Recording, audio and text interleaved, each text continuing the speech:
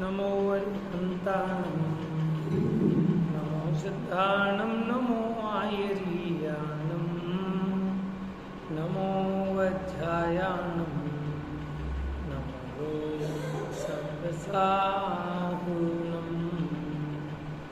वन्दितु सर्वसिद्धे ध्रुवमचलमनोवमं गतिं पत्ते वोच्छामि समयपाहुडे केवली भणिदं नमः समयसाराय स्वानुभूत्या चकासते चित्स्वभावाय भावाय सर्वभावान्तरक्षिदे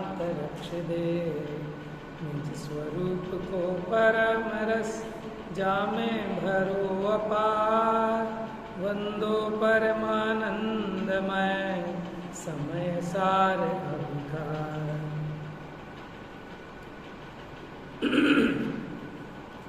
तो अपनी से टीका वाली गाथाएं चल रही हैं।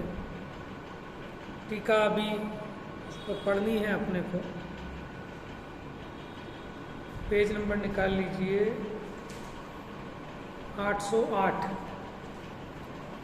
टीका ही प्रारंभ करते हैं ना। खुलासा तो इसका हो ही चुका है, थोड़ा सा इसको आज तेजी से लेंगे।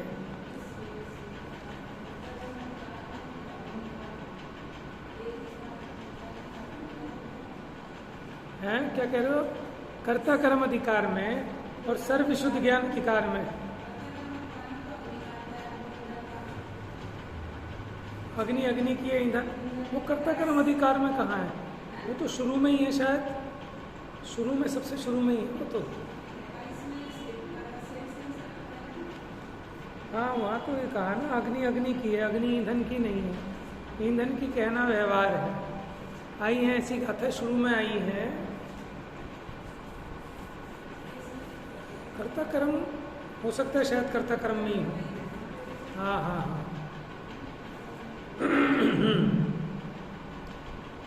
चलिए भाषा टीका से प्रारंभ करते हैं सीधा। ये अपनी जो गाथाएं हैं अभी पेज नंबर 808 सर्व विशुद्ध ज्ञान अधिकार। ये गाथाएं हैं 365 से नहीं 356 से 365, 10 गाथाएं हो गई। 356 से 365। ठीक है, सीधा टीका देखते हैं पेज नंबर 808। इस जगत में कलई है, वह श्वेत गुण से परिपूर्ण स्वभाव वाला द्रव्य है। दीवार आदि पर द्रव्य व्यवहार से उस कलई का श्वेत्य है, माने कलई के द्वारा श्वेत किए जाने योग्य पदार्थ हैं। अब श्वेत करने वाली कलई और श्वेत की जाने योग्य जो दीवार आदि पर द्रव्य है, तो ये जो कलई है वो पर द्रव्य रूप दीवार आदि की है या नहीं, इस प्रकार उन दोनों के तात्विक संबंध का यहाँ विचार किया जाता है। यदि कलई दीवार आदि पर द्रव्य की हो तो क्या हो? तो हमारी इस पे चर्चा चली थी। जिसका जो होता है वह वही होता है। जैसे आत्मा का ज्ञान होने से, क्योंकि ज्ञान आत्मा का है ना, क्योंकि जिसका जो होता है वह वही होता है, तो ज्ञान आत्मा का है, इसलिए ज्ञान वह आत्मा ही है। ऐसा तात्विक संबंध जीवित होने से कलई यदि दीवार आदि की हो तो कलई वह दीवार आदि ही होगी। माने जो जिसका होता है वह वही होता है।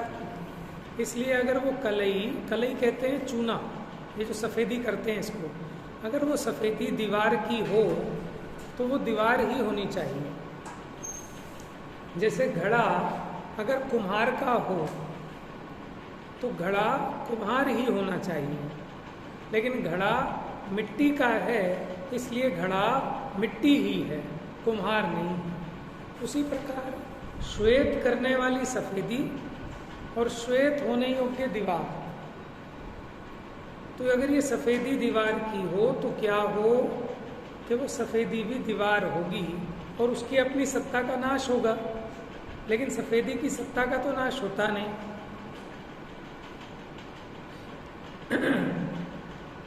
तो यदि कलई वह दीवार आदि ही होगी, ऐसा होने पर कलई के स्वद्रव्य का उच्छेद हो जाएगा। उच्छेद माने वो नष्ट हो जाएगी। लेकिन कभी सत का नाश तो होता नहीं। जो सत है उसका सर्वथा नाश नहीं होता, क्योंकि एक द्रव्य का अन्य द्रव्य रूप में संक्रमण होने का तो पहले ही निषेध किया है। यानी एक द्रव्य दूसरे द्रव्य रूप नहीं परिणमित होता, पलटता तो है लेकिन ऐसा नहीं पलट जाता कि जीव उद्गल हो जाए अथवा एक जीव अन्य जीव रूप हो जाए, ऐसा पलटना नहीं होता। इससे ये सिद्ध हुआ कि कलई दीवार आदि की नहीं है। यदि कलई दीवार आदि की नहीं है तो कलई किसकी है? तो कहते हैं कलई की ही कलई है। कलई किसकी है? कलई की ही कलई है। अब इस कलई से भिन्न ऐसी दूसरी कौन सी कलई है कि जिसकी यह कलई है? उत्तर, इस कलई से भिन्न अन्य कोई कलई नहीं, किंतु वे दो स्वस्वामी रूप अंश ही है। माने एक ही वस्तु में, जैसे हमने कहा है लकड़ी का गुटका, ये गुटका गुटके का ही है, तो ऐसा कौन सा दूसरा गुटका है कि जिसका ये गुटका है? तो कहते हैं ऐसा कोई अलग गुटका नहीं, इसी में दो भेद कर दिए हमने, स्व स्वामी, ये इसका मालिक और ये इसका स्व। तो ऐसे दो स्व स्वामी अंश किए तो पूछते हैं ऐसे स्व स्वामी अंश ऐसे व्यवहार से क्या साध्य है? देखो सिर्फ इसका अंश इसलिए किया था कि समझाने के लिए। अब समझ में आ गया तो अब इन भेदों को करने का क्या आशय, क्या अभिप्राय, क्या जरूरत है? तो वो कहते हैं कि कुछ भी साध्य नहीं, क्योंकि समझने का प्रयोजन था। अब जब समझ में आ गई वस्तु तो अब उसमें भेद करने की आवश्यकता नहीं है। तो फिर कलई किसी की नहीं है, कलई कलई ही है। अभेद कर दिया ना। अगर हम ये कहते हैं कलई कलई की है तो दो खड़े हो रहे हैं, लेकिन अब ये समझा दिया कि भेदों की भी अब कोई प्रयोजन नहीं। वस्तु को समझने के लिए वस्तु में कर्ता कर्म करण संप्रदान अधिकरण आदि भेद करके समझाया, द्रव्य गुण पर्याय का भेद करके समझाया, स्वस्वामी का स्वभाव स्वभाववान, गुण गुणी, पर्याय पर्यायी, ऐसे अनेक भेद किए। लेकिन वो भेद वस्तु को समझने के लिए थे, कंसेप्ट क्लियर करने के लिए थे। अब जब वो वस्तु आपके समझ में आ गई, अब उसमें इन भेदों के द्वारा क्या साध्य है कि कुछ भी नहीं। इसलिए वो कहते हैं कि अब कलई किसी की नहीं है, कलई कलई ही है, ये निश्चय। इस प्रकार दृष्टांत का, तो ये भी बात चली थी कि दृष्टांत और उदाहरण इनमें थोड़ा सा अंतर होता है। जैसे यह दृष्टांत है उसी प्रकार यहाँ दार्ष्टान्त है। अब ये तो उदाहरण था कलई का। अब ज्ञान पे, आत्मा पे लगा के बताते हैं। इस जगत में चेतीयता है। पहले तो जीव को ये श्रद्धा होनी चाहिए कि है कोई ऐसा चेतने वाला, आपके अनुभव में आ रहा है, समझ में आ रहा है कि हाँ बिल्कुल, ये तो जो कोई धर्म नहीं मानता उसको भी अनुभव में आता है कि इस जगत में चेतीयता है, माने चेतने वाला है, आत्मा है। वो एक अलग बात है कि वो कुछ भी चेते, लेकिन चेत रहा है इतना तो समझ में आ रहा है ना। भले वो अपने को संयोग रूप में मिलाकर चेत रहा है, भले वो कह रहा है कि मैं सेठ हूँ, है, मैं गरीब हूँ, मैं अमीर हूँ, मैं मूर्ख हूँ, मैं प्रवीण हूँ, मैं सुखी हूँ, मैं दुखी हूँ। ये सब चेतना जिसको हो रही है वो चेतीयता है। वह ज्ञान गुण से परिपूर्ण स्वभाव वाला द्रव्य है। स्वभाव इसलिए कह रहे हैं कि अनादिकाल से जान रहा है, और कब तक चलेगी इसकी ये मशीन, कब इसकी बैटरी खत्म हो जाएगी, कोई एक्सपायरी तो होगी ना इसकी ताकत की, तो कोई एक्सपायरी नहीं, अनादि अनंत है। इसको कह रहे हैं कि ज्ञान गुण से परिपूर्ण स्वभाव वाला द्रव्य है। ठीक है, जितना मर्जी निकालो, इसमें से केवल ज्ञान निकालो। अब तो मति ज्ञान, श्रुत ज्ञान, और इसमें से केवल ज्ञान भी निकलेगा और वो अनंत काल तक रहेगा, लेकिन कभी भी इसका वो स्वभाव समाप्त होने वाला नहीं है। उद्गल आदि पर द्रव्य व्यवहार से उस चेतीयता का ज्ञेय है। इस पर चर्चा पहले ही चल चुकी है कि व्यवहार से क्यों कह रहे हैं ज्ञेय उद्गल आदि को। जैसे ये मोबाइल, ये मेरा ज्ञेय है या नहीं है?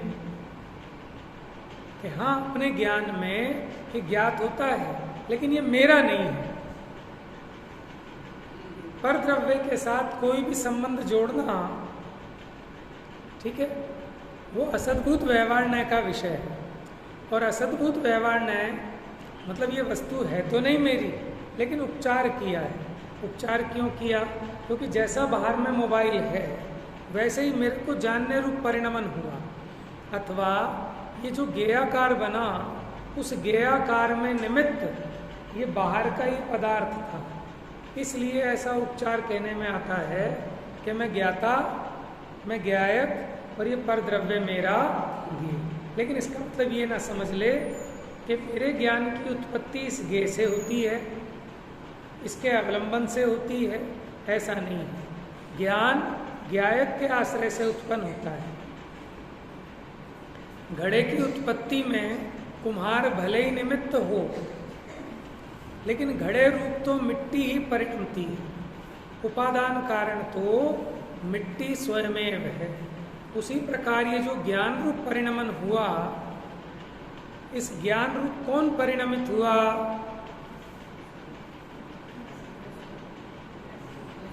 मैं स्वयं।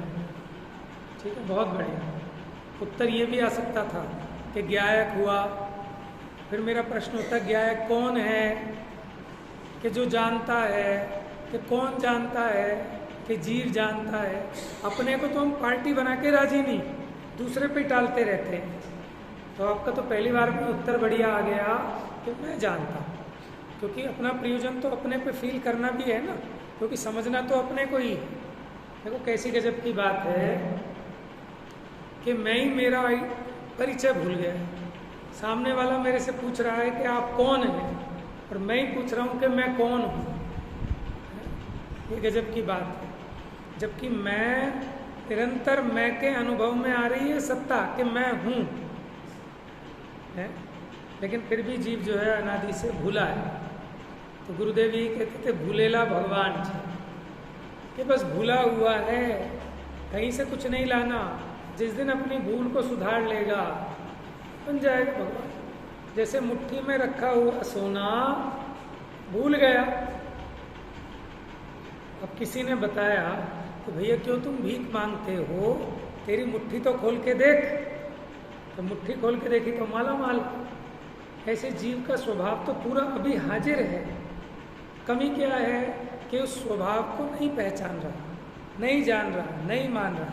तो अपने स्वभाव को जानेगा, पहचानेगा, उसमें लीन होगा, मतलब उसका श्रद्धान ज्ञान आचरण होगा, तो आनंद का पारावार होगा। अब कोई सोचे कि उसकी श्रद्धा भी ना हो, ज्ञान भी ना हो, आचरण भी ना हो, वैसे ही आनंद हो जाए, ऐसे नहीं होगा। ये बात समझ में आई कि आत्मा ज्ञायक और ये पुद्गल आदि द्रव्य उसके ज्ञेय, ये व्यवहार है। क्यों? क्योंकि आत्मा इससे भिन्न है, इससे अभिन्न नहीं है। जो अपने से भिन्न है उसके साथ आत्मा का संबंध जोड़ा, भले ही ज्ञेय ज्ञायक जोड़ा, तो ये परमार्थ नहीं। सारा जगत तो इसी भ्रांति में इन ज्ञेयों को जुटाने में लगा है कि ज्ञेय नहीं होंगे तो ज्ञान कहाँ से होगा। रसगुल्ला नहीं होगा तो रसगुल्ले का ज्ञान कैसे आएगा। ये विषय भोग नहीं होंगे तो वो इंद्रियों को आनंद कहाँ से आएगा। कि भैया तू जो जानता है उसमें मात्र वो ज्ञेय निमित्त हैं, वो ज्ञेय तुझे सुखी दुखी नहीं करते, वो ज्ञेय ज्ञान नहीं देते। तो आदि की इसकी भ्रांति चल रही है कि मैं ज्ञान और ये मेरे ज्ञेय। ठीक है ना, मैं ही मेरा ज्ञाता ज्ञेय, वो है ना 6 डाला में।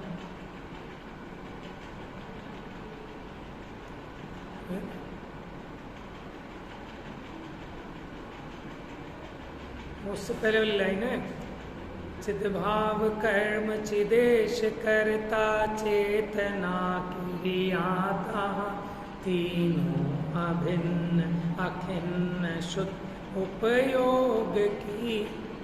एक वो पूजन में आता है पंचपरमेष्ठी की। जब ज्ञान ज्ञेय ज्ञाता विकल्प तज शुक्ल ध्यान में ध्याऊंगा, तब चार घातिया क्षय करके अरहंत महापद पाऊंगा।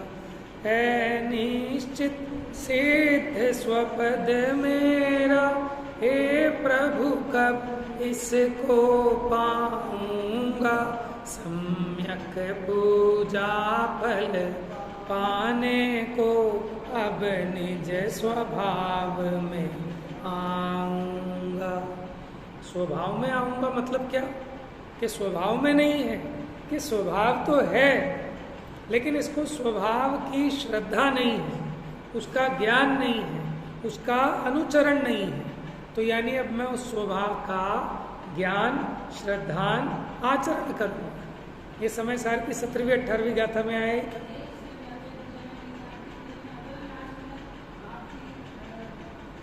आप ही ज्ञायक देव है, आप का गे, विश्व में आप ही ध्येय गे श्रद्धे।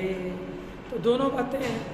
आप का मतलब भगवान और आप मतलब स्वयं, कि आत्मा के लिए आत्मा ही स्वयं उसका ज्ञेय है, वही ज्ञायक है, वही ध्येय है, वही श्रद्धेय है, वही ज्ञेय है। लेकिन ये बाद में, पहले वो तो समझ में आए कि शुद्धता क्या चीज़ है, कि जिसको ध्येय करना है, जिसको ज्ञेय करना है।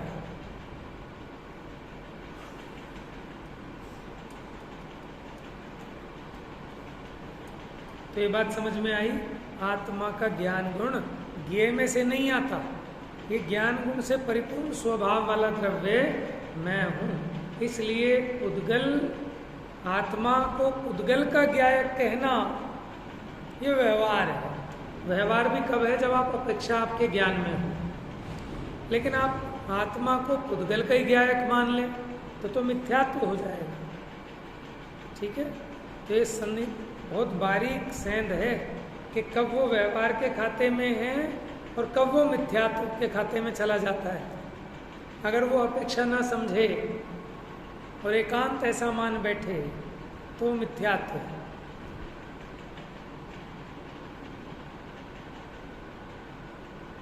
अब ज्ञायक जानने वाला चेतीयता, ये जो पुद्गल आदि पर द्रव्य उनका है या नहीं, अब उनके तात्विक संबंध का विचार करते हैं। नीचे से ऊपर चौथी लाइन। अब यदि चेतीयता मन या आत्मा ये चेतने वाला उद्गल आदि का हो तो क्या हो? तो नियम क्या था कि जिसका जो होता है वह वही हो। मोबाइल प्लास्टिक का है तो प्लास्टिक ही है, ये किताब कागज की है तो ये कागज ही है, ये कुर्ता कपड़े का है तो ये कपड़ा ही है, ये देह पुद्गल की है तो पुद्गल ही है। ज्ञान आत्मा का है सो आत्मा ही है। उसी प्रकार अगर ये जो पुद्गल आदि परद्रव्य हैं, अगर ये आत्मा के ज्ञेय हों तो क्या आपत्ति आएगी? तो कहते हैं जिसका जो होता है वह वही होता है। जैसे आत्मा का ज्ञान तो वो आत्मा ही होगा। ऐसा तात्विक संबंध विद्यमान होने से चेतीयता यदि पुद्गल आदि का हो, माने ज्ञाता माने ज्ञायक अगर पुद्गल का हो तो ये चेतीयता पुद्गल आदि ही हो जाए, भिन्न नहीं होना चाहिए। लेकिन ऐसा हो पर फिर चेतीयता की अपनी सत्ता का नाश हो जाएगा, लेकिन आत्मा की सत्ता का नाश तो होता नहीं। तो इससे बात समझ में आई कि एक द्रव्य अन्य द्रव्य रूप संक्रमित भी नहीं होता, इसलिए चेत्यता पुद्गल आदि का नहीं है। तो फिर चेत्यता किसका किसका है? किसका चेत्यता है? माने चेतने वाला किसको चेतता है? किसका चेत्यता है?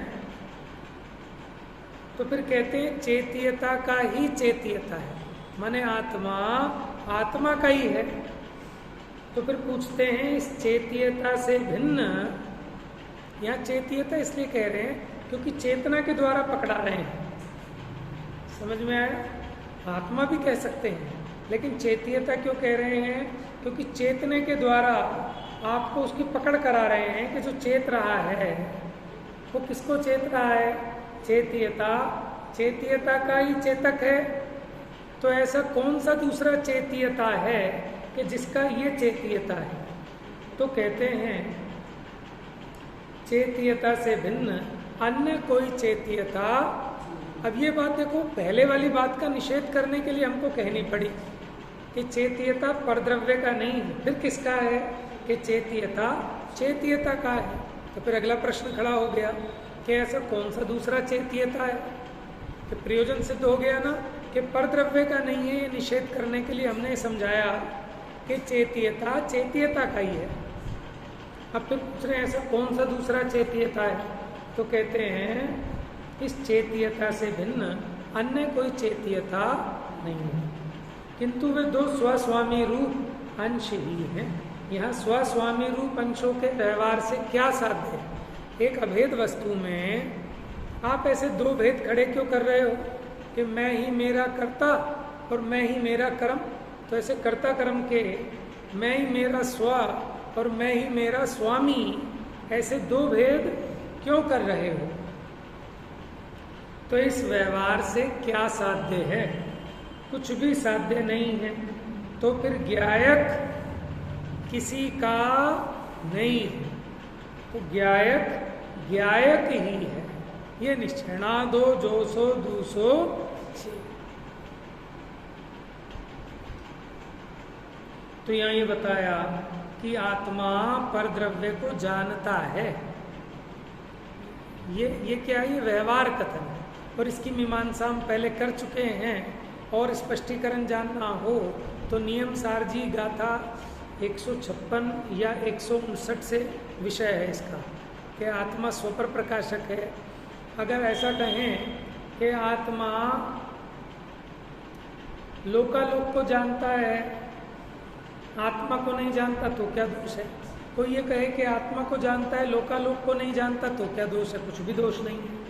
फिर वहाँ उन्होंने कहा कि व्यवहार से सर्वज्ञ है, लोकज्ञ है और निश्चय से आत्मज्ञ है। फिर उसमें किसी ने प्रश्न खड़ा किया कि व्यवहार से लोक को जानता है, इसका मतलब नहीं जानता? कि नहीं, वहाँ व्यवहार का मतलब है पराश्रित कथन, वो व्यवहार। जानना ये स्वभाव आत्मा का है, लेकिन आत्मा के इस जानने वाले स्वभाव को हम लोक की तरफ से समझा रहे हैं। लोक के आधार से, लोक की अपेक्षा से आत्मा को समझा रहे हैं। तो पराश्रित निरूपण होने से इस कथन को व्यवहार कहा। कोई ये ना समझ बैठे कि आत्मा पर को जानता ही नहीं, कि जैसे अपने को जानता है, ठीक है, अब उसी प्रकार तो पर को नहीं जानता, क्योंकि अपने को तो आप रूप जानकर तन्मय होकर जानता है, लेकिन पर को भिन्न रहकर जानता है। इसलिए हम ये भी कह सकते हैं कि जैसे आत्मा को जानता है ऐसे पर को नहीं जानता। कैसे? एकत्व पूर्वक, तन्मय होकर नहीं जानता। अपने को जानता है स्वरूप से, पर को जानता है पर रूप से, वो सम्यक ज्ञान है। बाकी तो मिथ्या ज्ञान है कि जो पर को भी स्व में मिलाकर जानता है। तो इसका विशेष स्पष्टीकरण नियम सार जी अंतिम जो शुद्धोपयोग अधिकार है उसमें।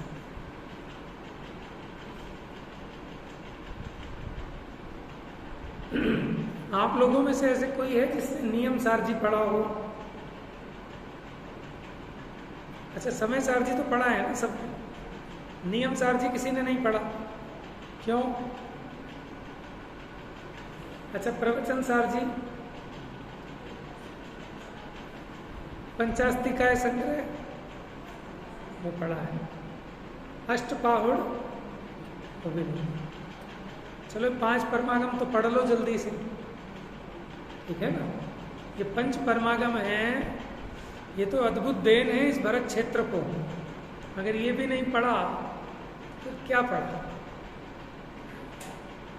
वैसे तो आत्मा को पढ़ लिया जिसने, उसने सब पढ़ लिया, लेकिन जब तक आत्मा नहीं पढ़ा जाए तो आत्मा को पढ़ने के लिए ही उसको पढ़ाने को कहते हैं।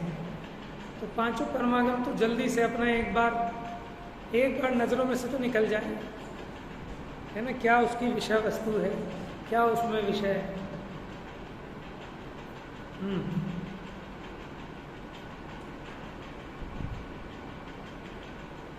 तो यह कहते हैं ज्ञायक किसी का नहीं है। ज्ञायक का है, ऐसे भी व्यवहार से कुछ साध्य नहीं है, इसलिए ज्ञायक ही। माने हम प्रेरणा दे रहे हैं आचार्य देव कि अब इन विकल्पों से बस हो, ये भेद बुद्धि को छोड़ और अब अपने स्वरूप में निश्चल निमग्न हो जा और आनंद रस का पान कर। ये प्रेरणा मिल रही है इसमें से। और जिस प्रकार ज्ञायक के संबंध में दृष्टांत और दार्ष्टान्त पूर्वक कहा, अभी तो ज्ञायक को समझाया कि ज्ञायक पर का नहीं है, ऐसे दर्शक पे भी लगा लेना कि आत्मा, ये जो दृश्य पदार्थ हैं इनका दर्शक है या अपना दर्शक है। तो ऐसा कौन सा दृष्टा है कि जिसका ये दृष्टा है। तो फिर वो कहते हैं ऐसा कोई दूसरा तो है नहीं, तो दृष्टा ही है। ऐसे श्रद्धान करने वाले पे भी लगाना, ऐसे त्याग करने वाले पे भी लगाना।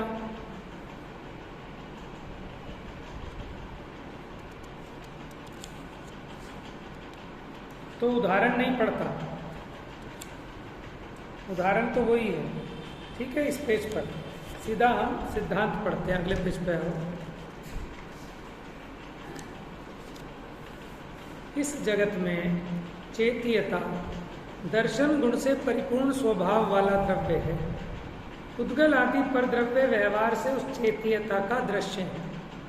अब दर्शक, इसमें दोनों अर्थ ले लिए इन्होंने, देखने वाला और श्रद्धान करने वाला।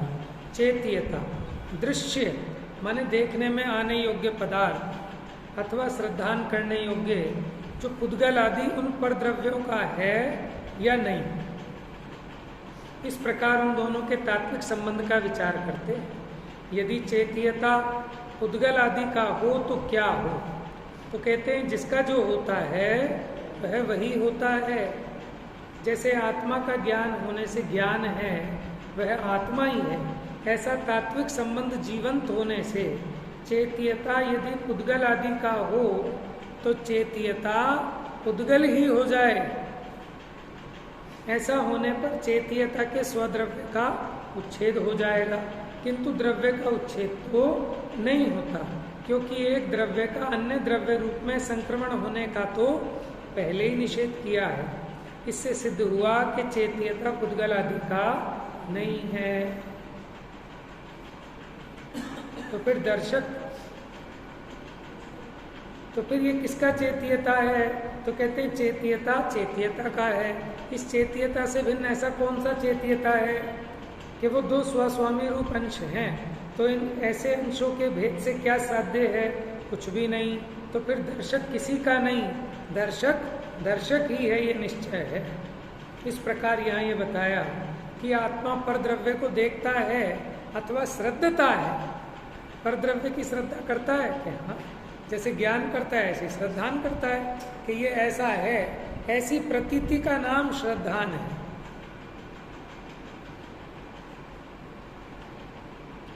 तो आत्मा पर द्रव्य को देखता है या पर द्रव्य की श्रद्धा करता है, ये व्यवहार है। क्योंकि पर के साथ संबंध जोड़ना ये व्यवहार है। आत्मा अपने को देखता है अथवा श्रद्धा करता है, ये तो परमार्थ होगा कि हाँ, उसके सामने तो परमार्थ कहते हैं बाहर वाले व्यवहार के सामने। लेकिन अब शुद्धात्मानुभूति की तरफ ले जाना है तो इन विकल्प भेद खड़ा हो रहा है ना, तो भेद सो व्यवहार। तो इस भेद का भी निषेध करके अभेद शुद्ध न्याय की तरफ ले जा रहे हैं। तो कहते हैं इस कथन में भी स्वस्वामी रूप अंश ऐसा जो व्यवहार है तो उसका भी निषेध करते हैं और कहते हैं दर्शक ये निश्चय है। अब अपोहक कहते हैं त्याग करने वाला। क्या आत्मा काहे का त्याग करता है? मेरा नहीं पर जान कर परित्याग पर का। परित्याग भावों का कौन? आत्मा। कि कैसे त्याग करता है कि ये मेरा नहीं है। ऐसे नहीं कि है तो मेरा लेकिन मैं छोड़ रहा हूँ, इसका नाम त्याग नहीं है। पहले जानता है, श्रद्धान करता है कि मेरा है ही नहीं। जब मेरा है नहीं तो मैं अपने उपयोग को यहाँ क्यों फंसाऊं, अपने उपयोग को वहाँ से हटा लेता है। इसको कहते त्याग कर दिया। तो देखा जाए तो आत्मा ने परद्रव्य का त्याग कहाँ किया? ये तो व्यवहार है। परद्रव्य का त्याग अगर ये कर सके तो इसका मतलब ग्रहण भी किया होगा। लेकिन जब आत्मा ना तो परद्रव्य का ग्रहण करता तो फिर त्याग कैसे करे? और परद्रव्य के साथ आत्मा का संबंध है नहीं, ऐसा कहने वाला वो मात्र व्यवहार नहीं है। तो फिर कैसे छोड़ना है? कि बस अपनी मान्यता सम्यक हो जाए, अपने स्वरूप में लीन रहे, उसी का नाम है कि परद्रव्य का त्याग हो। तो वास्तव में आत्मा अपोहक किसका है? अपोहक पर का नहीं है, अपोहक अपोहक का है। तो ऐसा कौन सा दूसरा अपोहक है कि जिसका ये अपोहक है? अपोहक मैंने ये नया टर्म है, इसका नया शब्द है अपोहक। अपोहक मैंने त्याग करने वाला, ठीक है। दर्शक मैंने देखने वाला, ज्ञायत जानने वाला, अपोहक मैंने त्यागने वाला। ये अपोहक शब्द ये न्याय और दर्शन में यूज होता है, अपोहक। तो समझ में आ गया है सबको ये? चलें आगे।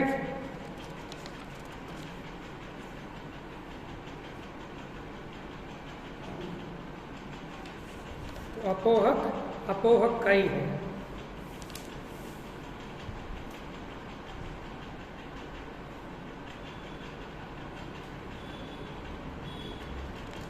आइए पेज नंबर 812 पर।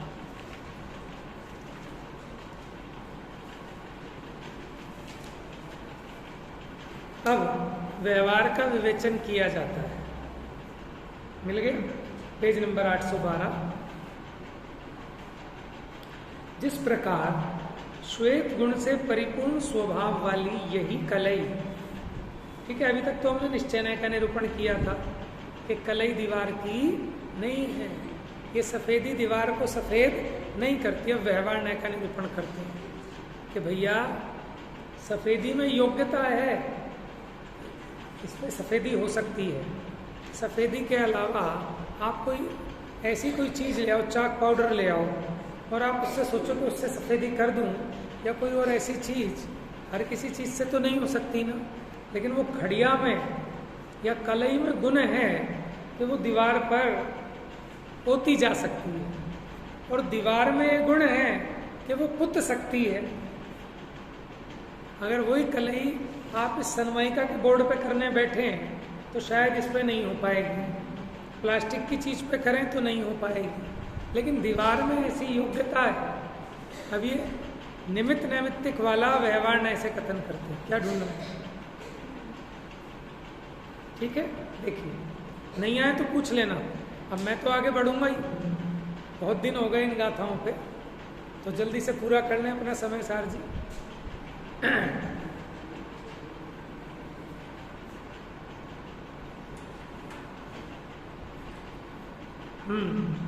जिस प्रकार श्वेत गुण से परिपूर्ण स्वभाव वाली वही कलई, कलई श्वेत गुण से परिपूर्ण है ना, सफेदी का पिंड है वो, स्वयं दीवार आदि परद्रव्य के स्वभाव रूप परिणमित न होती है।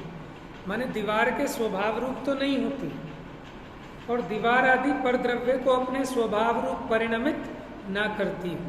यानी तो मूल सिद्धांत रखा कि इस पे पुतेगी जरूर, लेकिन सफेदी दीवार के स्वभाव रूप नहीं होगी और दीवार सफेदी के स्वभाव रूप नहीं होगी।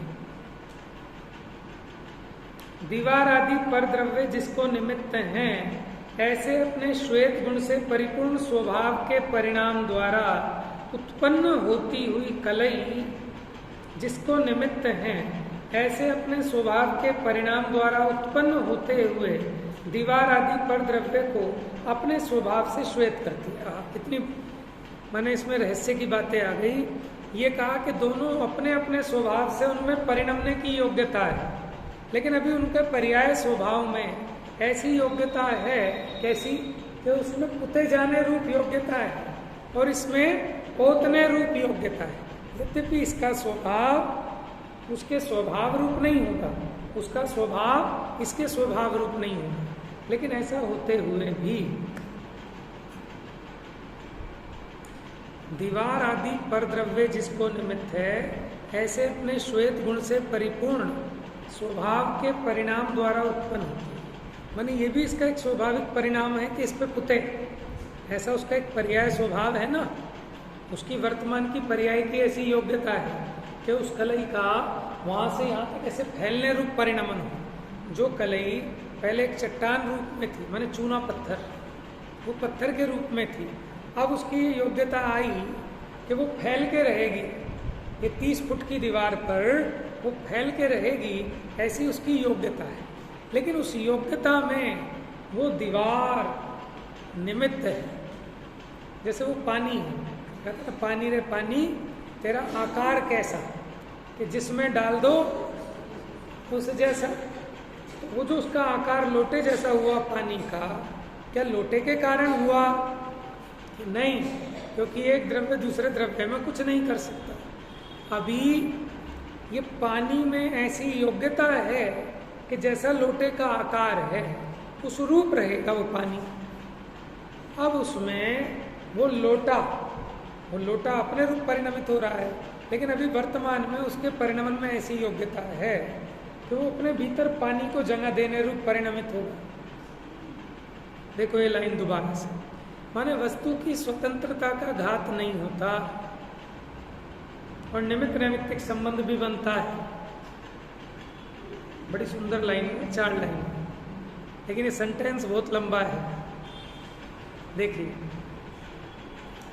जिस प्रकार श्वेत गुण से परिपूर्ण स्वभाव वाली यही कलई, जो पीछे अलग नहीं है, माने आत्मा वही का वही।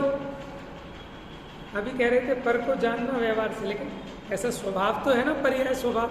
बाहर में जैसा मोबाइल है ऐसा अपने ज्ञान में आ रहा है, ये जो वचन निकल रहे हैं आप लोगों के जानने में आ रहे हैं, ऐसा एक स्वभाव है।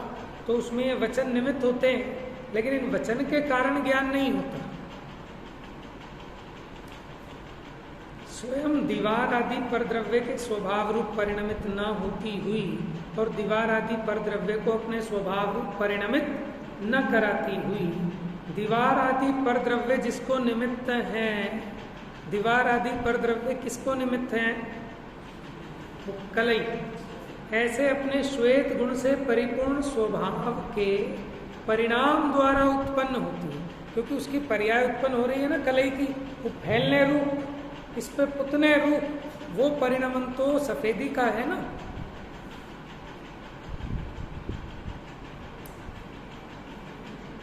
तो अपने परिणाम द्वारा उत्पन्न होती हुई कलई जिसको निमित्त है, ऐसे अपने स्वभाव के परिणाम द्वारा उत्पन्न होते हुए दीवार आदि पर द्रव्य को, सेंटेंस लंबा है, दोनों की निमित्त नैमित्तिकता बताई जा रही है कि ये जो पुत रही है उसमें वो दीवार निमित्त है और दीवार में जो हो रही है उसमें ये कलई निमित्त है, लेकिन दोनों का अपना अपना एक ऐसा स्वभाव है। तो ऐसे अपने दीवार आदि के स्वभाव के परिणाम द्वारा उत्पन्न होते हुए दीवार आदि पर द्रव्य को अपने कलई के स्वभाव से श्वेत करती है, ऐसा व्यवहार किया जाता है। ये बात सारी ज्ञान में हो तब ये व्यवहार कहलाएगा, और दोनों का स्वतंत्र परिणमन ज्ञान में ना हो तब तो आप कर्ता कर्म मान लोगे उसमें, तो फिर तो मिथ्यात्व की कोटि में चला जाएगा। इसी प्रकार ज्ञान गुण से परिपूर्ण स्वभाव वाला चेतियता भी स्वयं उद्गल आदि परद्रव्य के स्वभाव रूप परिणमित न होता हुआ और उद्गल आदि परद्रव्य को अपने स्वभाव रूप परिणमित न कराता। उद्गल आदि परद्रव्य जिसमें निमित्त हैं, ऐसे अपने ज्ञान गुण से परिपूर्ण स्वभाव के परिणाम द्वारा उत्पन्न होता हुआ। देखो क्षोक्षम ज्ञान में यही है कि क्षोक्षम ज्ञान जिनको जानता है उसमें वो ज्ञेय निमित्त होते हैं। और क्षोक्षम ज्ञान भी क्या, क्षोक्षम ज्ञान की तो पराधीनता है, लेकिन केवल ज्ञान भले ही वो स्वाधीन है, लेकिन फिर भी यह आत्मज्ञान प्रमाण है, अरुज्ञान ज्ञेय प्रमाण है ज्ञेय लोकालोक। इस केवली भगवान को जो केवल ज्ञान में जानने में आ रहा है उसमें भी लोक निमित्त कहा जाएगा। भले ही पराधीनता नहीं है, अपने क्षयोपशम ज्ञान में तो पराधीनता है कि उसके बिना नहीं होगा, ठीक है ना, वो तो जानने की प्रोसीजर में पराधीनता है, लेकिन वो केवल ज्ञान भले ही उनके सन्मुख होकर नहीं जान रहा, लेकिन फिर भी वो लोकालोक उसमें निमित्त है। मेरा एक प्रश्न है, क्या आप कह रहे हो कि केवल ज्ञान अपनी ताकत से जानता है? अगर इन वस्तुओं में प्रमेयत्व नाम का गुण ना हो, प्रश्न फिर से समझना कि केवल ज्ञान तो प्रत्यक्ष ज्ञान है, वो सर्वशक्तिमान है, उसमें इनके निमित्त की कोई आवश्यकता नहीं, तो वो केवल ज्ञान अगर इन सब पर द्रव्यों में प्रमेयत्व गुण ना हो तो क्या जान लेगा? तो पराधीन हो गया।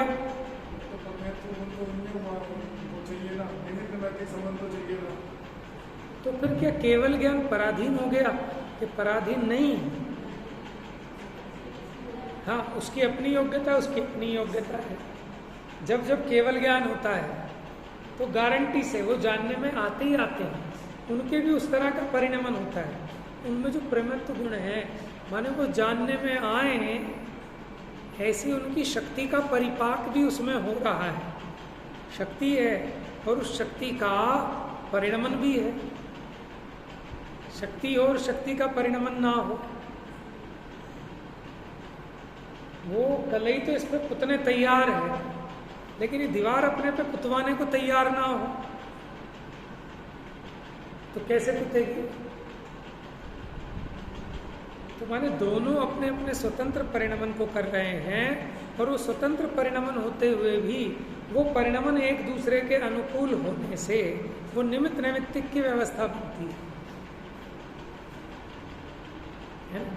वही सफेदी जो दीवार पे हो सकती है, ठीक है, फाइबर शीट पे हो सकती है क्या? क्यों? तो उसमें योग्यता नहीं है। अरे उसकी योग्यता भाड़ में जाए। खड़िया में तो है ना गुण सफेद करने का, हाँ उसका गुण है, लेकिन उसका गुण भी तभी कार्य करता है कि जब वो सामने वाले पदार्थ में भी उसी प्रकार की लायका। इसी को कहते हैं निमित्त नैमित्तिक। और ये जगत की सुंदर व्यवस्था है, सारा मोक्ष मार्ग इसी के तो अधीन है। क्या कि निमित्त नैमित्तिक ही तो है। हम आपके निमित्त से और आप हमारे निमित्त से अपने ज्ञान को विशुद्ध कर रहे हैं, अपने तत्व ज्ञान को निर्मल बना रहे हैं, तो यही निमित्त नैमित्तिक है, ये शास्त्र निमित्त है। लेकिन कोई ये ना मान ले कि इसके कारण इसके इंतजार में ही बैठा रहे कि जब अपने में केवल ज्ञान होता है ना, तो जगत के सारे पदार्थ मेरे ज्ञान में झलकने के लिए भी वो तैयार होते हैं। समझ में? ऐसा सुंदर निमित्त नैमित्तिक संबंध है कि पहले इनसे पूछ तो लो, इनसे पूछ तो लो, इनसे पूछ तो लो कि मैं तो केवल ज्ञान लेने के लिए तैयार बैठा हूँ। ये विश्व के सारे पदार्थ तैयार हैं क्या? कि तू अपनी तैयारी की सोच। समझ में आया?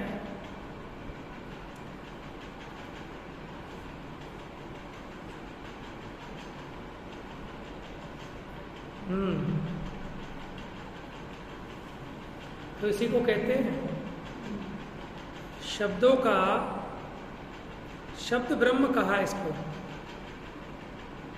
शब्द ब्रह्म और परम ब्रह्म में वाचक वाच्य नियोग शुरू में कह के आए मंगलाचरण में जयचंद जी छाबड़ा साहब कि इनमें वाचक वाच्य संबंध है। सर्वथा आप ये नहीं कह सकते कि साहब ये शब्दों से समझाया नहीं जा सकता, ये शब्दों का विषय नहीं है, ऐसा नहीं है। अगर ऐसा होता तो आचार्य देव भगवान की दिव्य ध्वनि को क्यों सुनते और भगवान की दिव्य ध्वनि भी क्यों खिड़ती और क्यों इन शास्त्रों की रचना होती। तो सर्वथा ऐसा मत समझ लेना कि आत्मा तो अनुभव गम्य है, उसको समझाया ही नहीं जा सकता। अरे इतना तो समझाया है, देख लो भैया, देख सबसे शुरू में निकालो एक बार, तो मंगलाचरण था पहला ही पेज, नहीं पढ़ा तो पढ़ लेना चाहिए ना।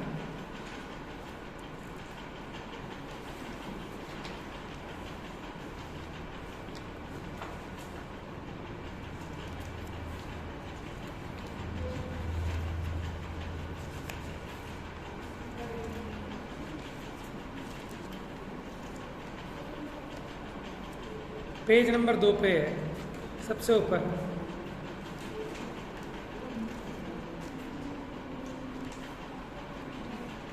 देखो आपके ज्ञान में अनेकांत होगा ना, फिर आप कुछ भी बोलो वो सम्यक है।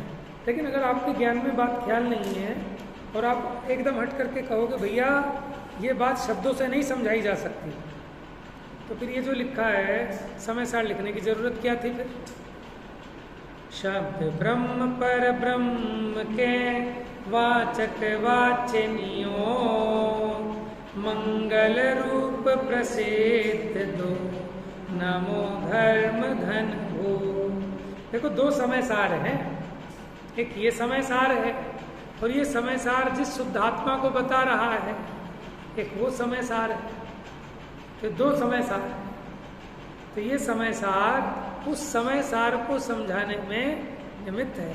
क्यों कि ये वाचक हैं और वो समय सार वाच्य है। इन शब्दों के, इसको शब्द ब्रह्म की उपमा ऐसी थोड़ी मिली है। क्यों हम देव के समान जिनवाणी को भी पूजते हैं, तो उसमें ऐसी सामर्थ्य है शब्दों में। बताऊं आपको कैसी सामर्थ्य है। अभी मैं ऐसा मंत्र मारूं, आप उछल के भागो यहाँ से 1 मिनट में, या आप ऐसा मंत्र मारो कि मैं अभी उठ के यहाँ से भागूं। आप अभी ऐसा मंत्र बोलो कि मोबाइल भले ही 50,000 का अभी दे के मारे आदमी जमीन में, होता है नहीं होता है। कई बार जब घर में कलेश होता है और घरवाली कोई ऐसा कलेश कर दे तो आदमी टीवी फोड़ दे, खाने की थाली फेंक दे, मोबाइल फेंक दे। तो क्या हो गया, इस सकते को शब्दों में कितनी ताकत है। ठीक है, आदमी बिना खाना अपना उठ के भाग जाता है दुकान पे सुबह सुबह। कैसे भगा दिया, देखो शब्दों की सामर्थ्य आप समझ नहीं रहे। और यही मीठे वचन बोलकर कोई आपसे 5 लाख रुपए ले गया और अपने दे भी दिए भैया भैया कह के, समझ में। देखो शब्दों की ताकत, तो कैसा नियोग है कि अपने परिणामों में उन वचनों को सुनकर एकदम कैसा परिवर्तन आता है कि नहीं, जादू। तो यही तो मंत्र है, इसलिए इनका दुरुपयोग नहीं करना। आपको नहीं पता इन शब्दों में कितनी ताकत है। माने आपकी बोली बहुत अनमोल है। देखो 2 इंद्रिय तक तो वचन बल ही नहीं है, वो सॉरी 1 इंद्रिय में नहीं है ना, 2 इंद्रिय से प्राप्त होता है वचन बल और रसना इंद्रिय। लेकिन वचन बल प्राप्त होने पे भी उनके वो योग्यता नहीं है कि वो अपनी बात को किसी को कह सकें, समझा सकें। अब ये जो सैनी पंचेंद्रिय हैं उनमें भी त्रियंचों के ऐसी सामर्थ्य नहीं है कि बोलकर कुछ कह सके, समझा सके। ये विशेषता हमें और आपको मिली है। तो हमें इस पूंजी को कितना सोच समझकर कैसे यूज करना चाहिए। एक जादू का आपको चिराग मिला है, चाहे तो आप इससे अपना जीवन सफल कर लें, चाहे अपनी जिंदगी नरक बना लें। घरों में जो झगड़े हैं वो इसी के पीछे तो हैं कि वो अपने इस जादुई चिराग को सही से यूज़ करना नहीं जानते, और जो इसको सही से यूज़ करना जानते हैं वो जिंदगी में हमेशा सफलता को प्राप्त करते हैं। जो काम 100 लठों से नहीं हो सकता वो ये 2 मीठे बोल से काम हो सकता है। समझ में आया। तो शब्दों की कीमत अचिंत्य है। ये रिद्धि है एक तरह की। है ना, लेकिन हमें इसका प्रयोग करना नहीं आता। तो ऐसा सर्वथा नहीं मानना भैया ये विषय ये भाषा के द्वारा नहीं समझाया जा सकता, वचनों के द्वारा नहीं समझाया जा सकता। कि कथनचित अगर आप कहते हो सो ठीक, लेकिन वचनों में ठीक है, और उस जिस विषय को बताना चाह रहे हैं उसमें वाचक वाच्य नियोग है, इसीलिए उद्यम किया आचार्य ने, नहीं तो नहीं करते। सर्वथा ऐसा नहीं।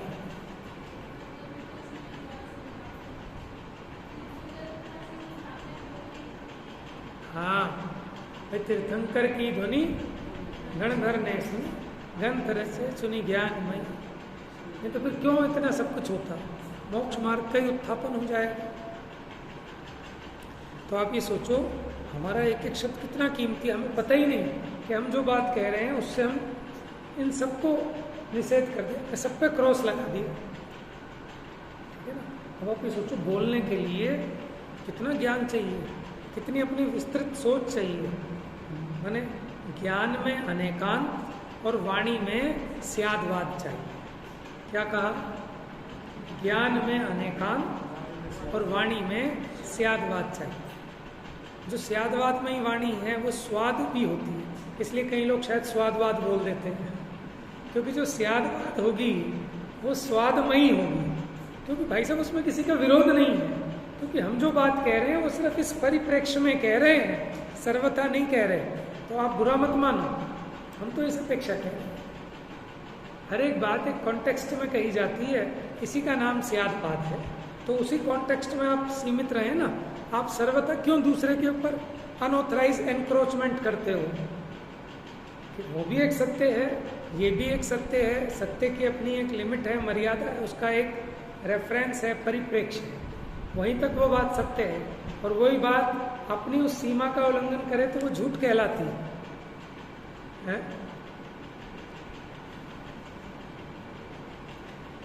जैसे कोई व्यक्ति कहता है साहब हम तो कुछ नहीं जानते, हम तो बहुत अनजान है, नादान है, कि ठीक है वो समय सार को नहीं जानता, नियम सार को नहीं जानता, इस कॉन्टेक्स्ट में उसकी बात ठीक हो सकती है।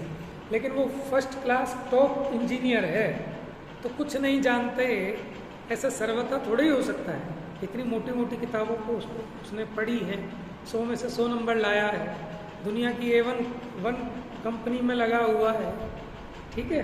तो हर एक बात अपने उसे कॉन्टेक्स्ट में ही है। तो इसी का नाम तो सप्तभंगों में कहते हैं कि जो हम कह रहे हैं ना है, तो सब जगह नहीं है, अपने में है और पर में नहीं। तो है कि नहीं है, कि है भी और नहीं भी है। भाई ये बताओ कि एक साथ बताओ आप हमें कि इसमें भी है और इसमें भी नहीं है, ऐसा कैसे हो सकता है? तो कहते भैया एक साथ नहीं कहे जा सकते, दोनों धर्म अवक्तव्य हैं। देखो एक ही अपेक्षा से नहीं है, दोनों में अलग अलग अपेक्षा आएगी कि जो स्वचतुष्टय की अपेक्षा है और पर चतुष्टय की अपेक्षा नहीं। तो इन्हीं को समझाने के लिए सप्तभंग है। सप्तभंग जय तरंग उछरत सुखधानी, जहाँ नहीं संशयादि पंख की निशानी, साची तो गंगा यह वीतरागवाणी, अविच्छिन्न धारा। चलो पढ़ा करेंगे अब डेली अलग अलग स्तुति, क्योंकि पढ़ने में नहीं आती।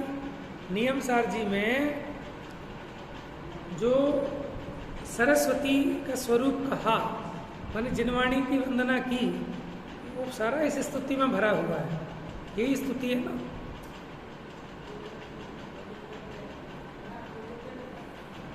हाँ प्रोजेक्टर है, तो प्रोजेक्टर है। हाँ हाँ अच्छा रहता है। बस ये कि हम आलस प्रमाद कर जाते हैं कि लैपटॉप लगाओ फिर उससे कनेक्ट करो, और एक क्लास चलनी होती है। हाँ वो अच्छा रहता है।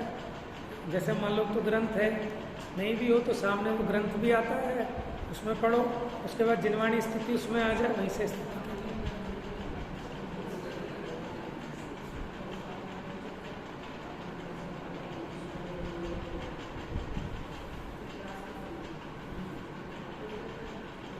आप कहाँ से आए हो? अच्छा करेली से। ये बिटिया आपकी है जो आई हुई है? अच्छा।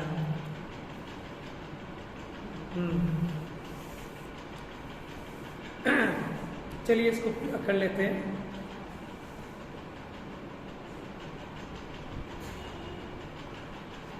पूरा तो नहीं होगा, फिर पूरा करना भी नहीं है, आराम से आनंद लेना है। तो कल पढ़ेंगे इसको दोबारा से। निश्चय का कथन पूरा हुआ था, अब व्यवहार का विवेचन चल रहा है निमित्त नैमित्तिक की तरफ से। कर्ता कर्मपना नहीं है, कि निमित्त नैमित्तिक की अपेक्षा कह रहे हैं। यद्यपि दोनों का परिणाम स्वतंत्र है, फिर भी ऐसी योग्यता, इसमें पोतने की उसमें पुतने की। चलिए